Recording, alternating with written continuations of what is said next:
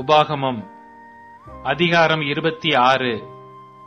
உன் தேவனாகிய கர்த்தர் உனக்கு சுதந்திரமாக கொடுக்கும் தேசத்தில் நீ போய் சேர்ந்து அதை கட்டிக்கொண்டு அதில் வாசம் பண்ணும்போது, உன் தேவனாகிய கர்த்தர் உனக்கு கொடுக்கும் உன் தேசத்தில் நீ பயிரிடும் நிலத்தின் கனிகளிலெல்லாம் முந்தின பலனை எடுத்து ஒரு கூடையிலே வைத்து, உன் தேவனாகிய கர்த்தர் தமது நாமம் விளங்கும்படி தெரிந்து கொண்டிருக்கும் ஸ்தானத்திற்கு போய் அந்நாட்களில் இருக்கும் ஆசாரியனிடத்தில் சென்று அவனை நோக்கி, கர்த்தர் எங்களுக்கு கொடுத்த நம்முடைய பிதாக்களுக்கு ஆணையிட்ட தேசத்தில் வந்து சேர்ந்தேன் என்று இன்று உம்முடைய தேவனாகிய கர்த்தருடைய சந்நிதியில் அறிக்கையிடுகிறேன் என்பாயாக.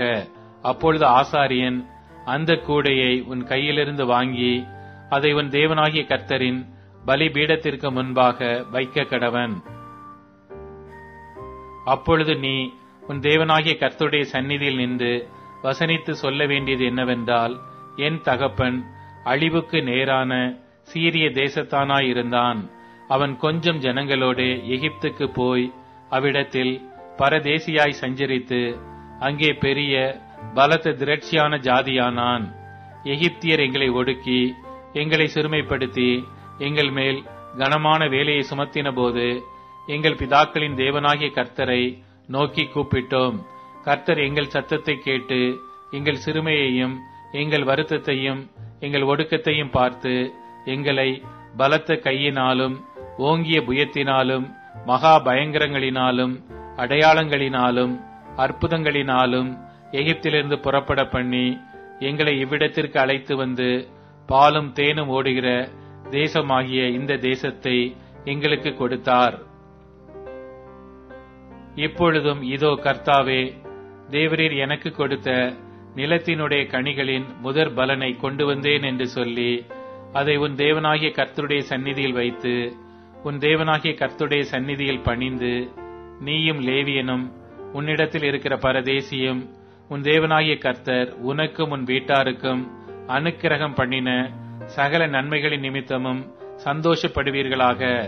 தசம பாகம் செலுத்தும் வருஷமாகிய 3ஆம் வருஷத்திலே நீ உன் வரத்தில் எல்லாம் 10% எடுத்து லேவியனும் பரதேசியும் திக்கற்ற பிள்ளையும் விதவையும் உன் வாசல்களில் புசித்து திருப்தியாகும்படி அவர்களுக்கு கொடுத்து தீர்ந்த பின்பு நீ உன் தேவனாகிய கர்த்தருடைய சந்நிதியில் போய் அவரை நோக்கி, தேவரீர் எனக்கு கொடுத்த எல்லா கட்டளைகளின்படியும் நான் பரிசுத்தமான பொருட்களை என் வீட்டிலிருந்து எடுத்து வந்து லேவியனுக்கும் பரதேசிக்கும் திக்கற்ற பிள்ளைக்கும் விதவைக்கும் கொடுத்தேன்.